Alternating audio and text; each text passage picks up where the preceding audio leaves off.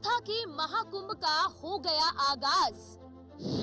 संतों के सजेंगे अखाड़े, संगम के तट पर होगा कल्पवास।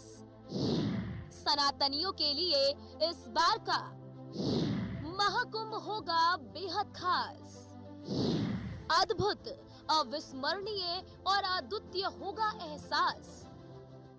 हिंदुओं के सबसे बड़े धार्मिक मेले यानी कि महाकुंभ का आयोजन 12 वर्ष बाद संगम की नगरी प्रयागराज में आयोजित हो रहा है। अब आप सभी के मन में एक सवाल ये उठ रहा होगा कि आखिरकार महाकुंभ 12 वर्ष में ही क्यों लगता है। तो इसके पीछे कई सारी पौराणिक कथाएं प्रचलित हैं। आप जब प्राचीन धर्म ग्रंथों को देखेंगे तो महाकुंभ को लेकर कई तरह की कथाएं प्रचलित हैं, लेकिन उन सब में से एक कथा सबसे ज्यादा प्रचलित है। वो समुद्र मंथन और अमृत मंथन को लेकर है। दरअसल ये माना जाता है या फिर ऐसी मान्यता है कि ऋषि दुर्वासा ने राजा इंद्र को विशेष शक्तियों वाला एक ग्रंथ प्रस्तुत किया। राजा इंद्र ने उस ग्रंथ को, उस पुस्तक को इरावत हाथी के ऊपर रख दिया।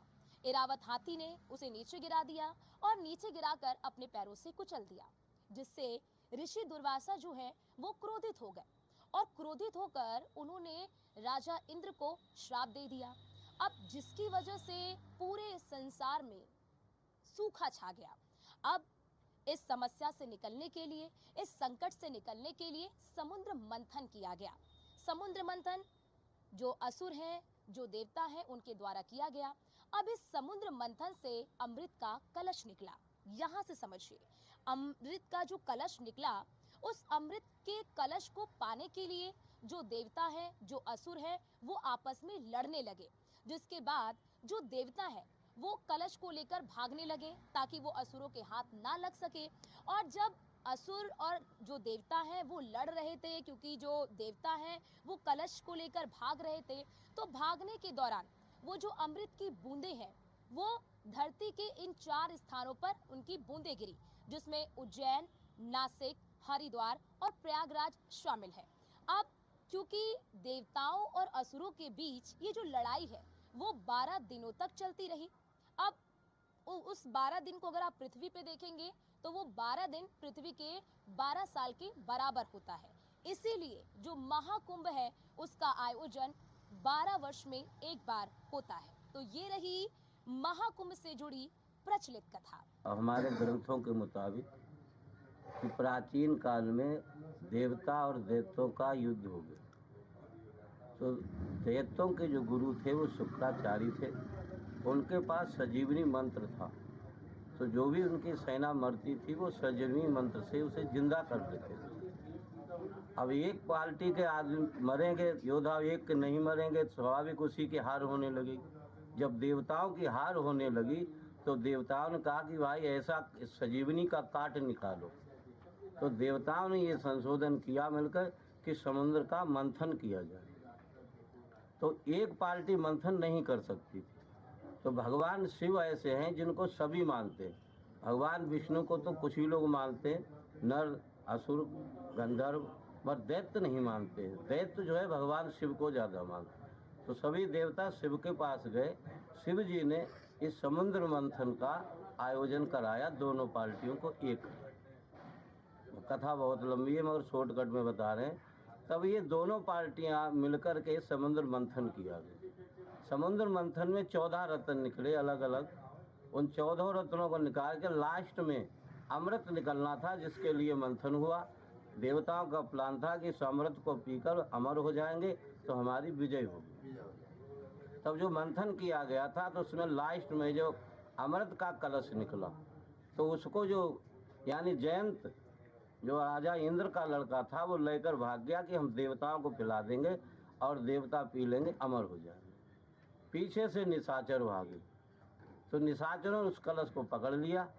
तो जो भी झौड़ा झीटी में एक बूंद त्रिवेणी पे गिरा, जब से उसी मुहूर्त को, उसी घड़ी को अमृत बेला माना जाता है।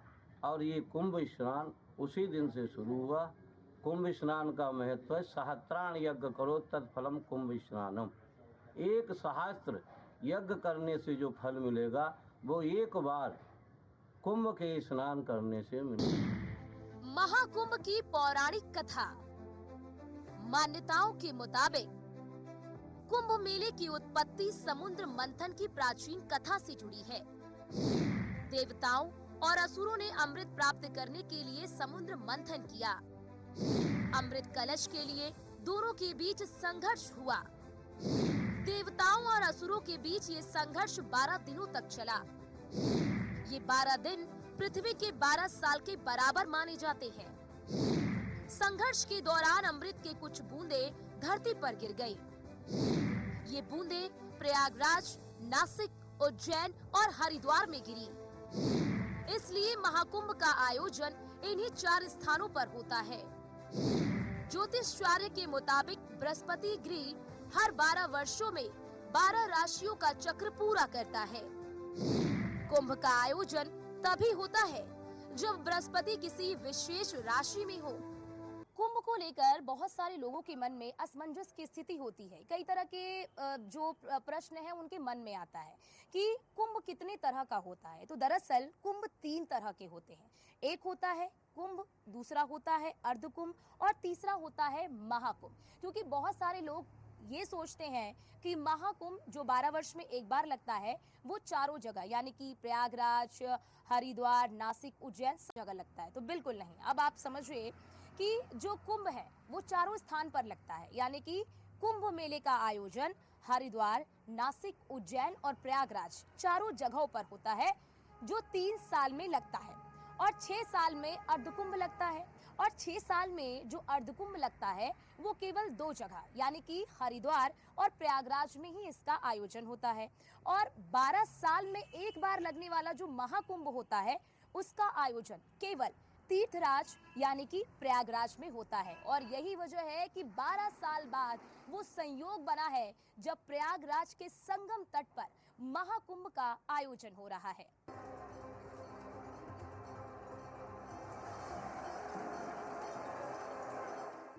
तो ये है कुंभ को लेकर पौराणिक कथा, जिससे जुड़ी है करोड़ों सनातनियों की आस्था।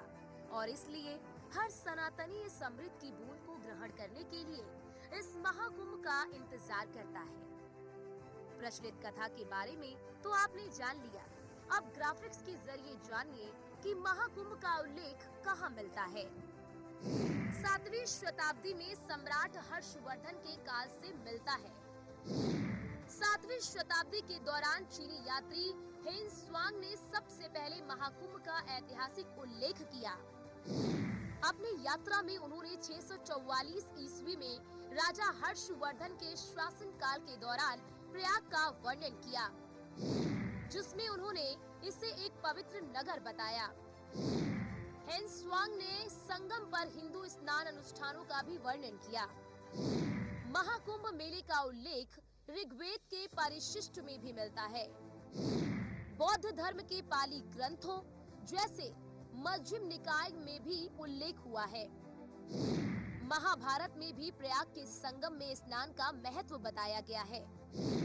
तीर्थ यात्रा पर्व में लिखा है कि माघ मास में प्रयाग में स्नान करने से व्यक्ति पापों से मुक्त होकर स्वर्ग को प्राप्त कर सकता है। भगवत पुराण, विष्णु पुराण, महाभारत और रामायण में भी कुंभ का उल्लेख मिलता है। इन राशियों में होता है महाकुंभ का आयोजन।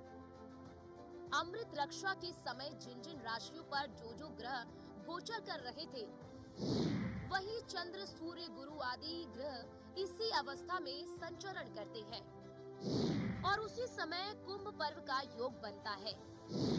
प्रयागराज जब बृहस्पति वृषभ राशि में होते हैं और सूर्य मकर राशि में विराजमान होते हैं तो मेले का आयोजन प्रयागराज में किया जाता है। हरिद्वार, यहाँ कुंभ मेले का आयोजन तब होता है जब सूर्य मेष राशि और बृहस्पति कुंभ राशि में हो। नासिक, यहाँ कुंभ का आयोजन तब होता है जब सूर्य और बृहस्पति सिंह राशि में मौजूद होते हैं। उज्जैन, यहाँ पर कुंभ का आयोजन तब होता है जब सूर्य मेष राशि और बृहस्पति सिंह राशि में मौजूद हो। तो इन नक्षत्रों में होता है महाकुंभ का आयोजन। इस बार प्रयागराज में क्यों हो रहा है महाकुंभ, ये जानिए। हरिद्वार में कुंभ होता है।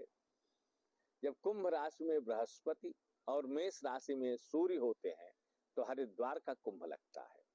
और प्रयागराज में जब मकर राशि में सूर्य होते हैं और वृषभ राशि मकर एक कुंभ के सूर्य से मेष के सूर्य से ज्यादा अच्छी है। इसी का वर्णन तुलसीदास जी ने माघ मकर गत रवि जब होई तीर्थ पति आव सब कोई, अर्थात जब मकर राशि पर, चूंकि मकर रेखा नैनी से होकर गुजरती है और यहाँ पर जब सूर्य मकर रेखा में प्रवेश करते हैं तो गंगा यमुना का जो संगम है यहाँ पर, और उस मुहूर्त में जो शनि और गुरु और सूर्य का प्रभाव लगता है और मकर रेखा में यहाँ पर सूर्य प्रवेश करते हैं, उस समय जो यहाँ पर प्रयाग में अमृत वर्षा होती है हरिद्वार से, कहीं न कहीं वो भी वहां पर भी अमृत वर्षा होती है, लेकिन यहाँ पर बहुत तीव्र प्रभाव में होती है, दिखाई देता है। तो कहीं न कहीं ये हरिद्वार की अपेक्षा प्रयाग में विशेष शक्तिशाली कुंभ होता है। क्यों प्रयागराज में लग रहा है इस बार महाकुंभ? जब बृहस्पति वृषभ राशि, सूर्य मकर राशि में होते हैं, तब महाकुंभ का आयोजन प्रयागराज में होता है। 2025 में यही संयोग होने के कारण प्रयागराज में महाकुंभ का आयोजन हो रहा है। इससे पहले कितनी बार बना है ये संयोग? हर 12 वर्ष में होता है महाकुंभ का आयोजन। जब बृहस्पति वृष राशि में आते हैं तो वृष राशि की बृहस्पति की उपस्थिति में महाकुंभ का आयोजन होता है। इससे पहले 2013 में बना था ये संयोग। संगम के तट पर समागम होगा अध्यात्म का, समागम होगा संस्कृति का, समागम होगा विविधताओं का, समागम होगा संगीत का। प्रयागराज जो तीर्थों का तीर्थराज कहा जाता है, प्रयागराज के संगम तट पर जो आभा, जो छटा, जो दिव्यता, जो भव्यता, जो आकर्षण आप देखेंगे वो शायद ही पूरी दुनिया में कहीं आपको देखने को मिले। इसीलिए संगम का आध्यात्म के रूप में, संस्कृति के रूप में अपना एक अलग महत्व है।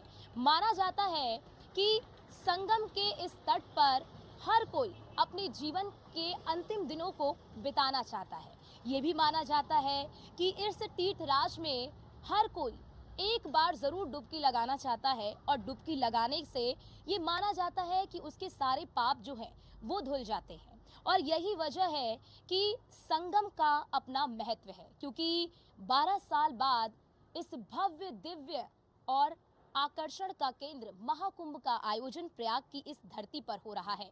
इसके बारे में ये भी कहा जाता है कि प्रयागराज, जहाँ पर भगवान के 12 स्वरूप मौजूद हैं, जहाँ पर जो भगवान विष्णु है वो खुद यहाँ पर अधिष्ठा के रूप में मौजूद है, जहाँ पर उन्हें माधव के रूप में पूजा जाता है।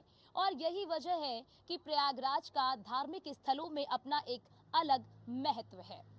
संगम यानी माँ गंगा, माँ यमुना, माँ सरस्वती का संगम है और माँ सरस्वती यहाँ पे गुप्त रूप में विराजमान है। माँ गंगा और माँ यमुना जी प्रत्यक्ष रूप में यहाँ पे विराजमान लोगों को दिखती है और लोग उसमें अपना स्नान करके पाप, ताप, रोग, शोक, चिंता, व्याधि आदि मन के तन के दुख दूर करते हैं। इसकी विशेषता यह है कि हर माघ मेले में हर वर्ष यहाँ पे कुंभ मेला लगता है, मेला लगता है माघ मेला, उसे कहते हैं कल्पवास। पर ये जो कुंभ मेला है ये हर 12 वर्ष में एक बार आता है और वो आता है ग्रहमान और तिथियों और नक्षत्रों के योग से आता है। यहाँ पे रहने से व्यक्ति के यहाँ तो यहाँ पे 14 अखाड़े, अन्य अखाड़े, अन्य लोग, हर प्रकार की संस्थाएं, देश और दुनिया के लोग यहाँ आकर अपने मन और तन को शांति देते हैं। क्यों देते हैं? कि जो संस्कृति है, संस्कार है, देव है, दर्शन है, विद्या है, ज्ञान है, जो भारतीय संस्कृति है, भारतीय विद्या है, वेद है, उपवेद है, उपनिषद है, गीता है, ब्रह्मसूत्र है, जो इस धरा को और मनुष्य मात्र को कल्याण करने वाली विद्या है वो सनातन संस्कृति के पास है और संस्कृति का परिचय कराने के लिए यह महाकुंभ होता है। हमारे पतंजलि योग सूत्र में एक चीज कही गई है कि सिद्धियां 5 प्रकार से प्राप्त होती हैं। जन्म से, औषधियों से, मंत्र से, तप से और समाधि से। ये 5 तरह से हमें सिद्धियां प्राप्त होती हैं। आहार निद्रा भय मैथुनश्च एसी एभी समाना पशुभी नराणाम। आहार निद्रा भय मैथुन ये पशुओं मनुष्यों में समान रूप से रहती है। धर्म ही एक ऐसी चीज है जो मनुष्य को पशुत्व से मुक्त करती है और प्रयागराज इसी का गढ़ है, इसी का केंद्र बिंदु है। यहाँ से 5 तरह की सिद्धियां प्राप्त की जा सकती है। औषधि के द्वारा जन्मजाय भूमि ऐसी है जो यहाँ पहुंचने मात्र से प्राप्त होता है। तप से, मंत्र से और समाधि तीनों से ये स्थान ऐसा है जहाँ पर जो आप अन्य स्थानों पर 10 घंटा करेंगे, यहाँ पर 1 मिनट भी अगर वो ध्यान करते हैं तो समाधि का लाभ, वो सिद्धियां प्राप्त हो जाती। महाकुंभ के इस महा आयोजन में आस्था का जन सैलाब उमड़ता है। महाकुंभ को दुनिया का सबसे बड़ा और सबसे लंबी अवधि तक चलने वाला धार्मिक आयोजन माना जाता है। इसकी अवधि 45 दिनों तक होती है, यानी ये महाकुंभ का मेला 45 दिनों तक चलता है, जिसमें 1 महीने तक लोग 2 से 3 डिग्री की ठंडी में संगम के किनारे कल्पवास करते हैं। पहले जानिए कब से कुंभ की होगी शुरुआत, कब से कब तक चलेगा महाकुंभ। हिंदू पंचांग के मुताबिक 13 जनवरी 2025 में होगी महाकुंभ की शुरुआत, जो 26 फरवरी 2025 तक रहेगा। महाकुंभ का आयोजन 45 दिनों तक चलता है। 45 दिनों का मतलब कि देखिए कि यहाँ पर महाकुंभ लगा जा रहा है। महाकुंभ लगा जा रहा है गंगा यमुना सरस्वती, गंगा यमुना सरस्वती। इसमें 88,000 ऋषि, 88,000 मुनि, 88,000 योगियों ने आकर के गंगा जमुना सरस्वती में स्नान करेंगे। ये 15 दिन की लगा लो कि 15 दिन के अंतराल में योगी ऋषि मुनि सब लोग यहाँ आकर के स्नान करते हैं। ये तो बड़ी 45 दिन की बात। और सबसे बड़ी भव्य बात यह है कि जो हमारे जो अधिकारी लोग जो हैं, जो तन मन धन से यहाँ सेवा करने में लगा हुआ है, ये भव्य कुंभ को विकास में लाने की सोच रहे हैं। ये हमारे समझ में जैसे कि देवता लोग होते हैं तो विश्वकर्मा जी महाराज को ऑर्डर देते हैं, तो विश्वकर्मा जी महाराज आकर के और इसका निर्माण करते हैं। तो उसी प्रकार से विश्वकर्मा जी महाराज यहाँ पर आए हुए हैं। जब विश्वकर्मा जी महाराज 15 दिन में अपना कार्य को पूर्ण कर लेगा, विश्वकर्मा जी महाराज 15 दिन में अपना कार्य को पूर्ण कर लेगा, उसके बाद फिर देवता लोग आते हैं। देवता लोग स्नान करेंगे, ऋषि लोग स्नान करेंगे, मुनि लोग स्नान करेंगे, तपस्वी लोग स्नान करेंगे। महाकुंभ में सबसे अधिक महत्व शाही स्नान का होता है। इन तिथियों में होगा राजसी स्नान। 13 जनवरी 2025 पौष पूर्णिमा पहला राजसी स्नान, 14 जनवरी 2025 मकर संक्रांति दूसरा राजसी स्नान, 29 जनवरी 2025 मौनी अमावस्या तीसरा राजसी स्नान, 3 फरवरी 2025 बसंत पंचमी चौथा राजसी स्नान, 12 फरवरी 2025 माघ पूर्णिमा पांचवा राजसी स्नान, 26 फरवरी 2025 महाशिवरात्रि अंतिम राजसी स्नान। शाही स्नान की तिथियां जो है हमारे बड़े बड़े विद्वान शंकराचार्य, मंडलेश्वर, ये सभी बैठते हैं। पुराना रिकॉर्ड भी देखा जाता है। पुराने रिकॉर्ड को मिलाते हुए, तिथि मिलाते हुए, और वही 12 साल बाद वही घड़ी वही मुहूर्त पड़ता है, उसी घड़ी मुहूर्त को स्नान माना जाता है। राजसी स्नान का क्या है महत्व? राजसी स्नान माना जाता है शुभ। इस दौरान नदियों का जल अमृत के समान पवित्र होता है। प्रयागराज में होता है तीनों नदियों का संगम। इस स्नान से श्रद्धालु मोक्ष की प्राप्ति करते हैं। पेशवाई शब्द बदला गया। पहले क्या था? छामनी प्रवेश, यानी मेला में प्रवेश। इसको पहले राजा महाराजा लोग नहाते थे। तो गंगा घाटों पे राजा महाराजाओं के बहुत बहुत बड़े विकराल युद्ध हो जाते थे। राजा लोग कहते थे कि हम पहले नहाएंगे, वो कहते थे हम पहले नहाएंगे, वो कहेंगे हम पहले नहाएंगे। इस पर उनके युद्ध हो जाते थे, स्नान का मुहूर्त निकल जाता था। तो एक बार सब राजाओं में सुलह हुई कि भाई क्यों ना हम ये स्नान अपने गुरुओं को दे दे, पहले अधिकार इनका नहाने का है।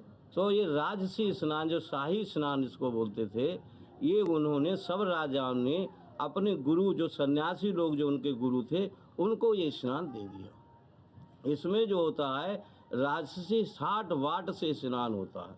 एक तो अमृत बेला है स्नान, और अमृत बेला को हम लोग हंसी खुशी एक राजसी, जैसे राजा महाराजा लोग स्नान करते थे, उसी प्रकार से हम नागा सन्यासी भी वही शाही स्नान राजसी 60 वाट में करते हैं, और इसीलिए इसको शाही स्नान बोला।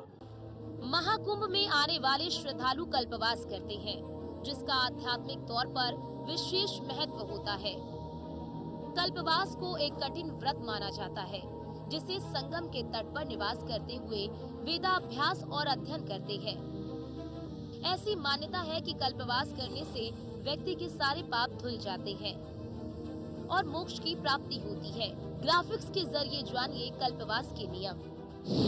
कल्पवास करने से व्यक्ति के सभी पाप नष्ट हो जाते हैं और उसे मोक्ष की प्राप्ति होती है।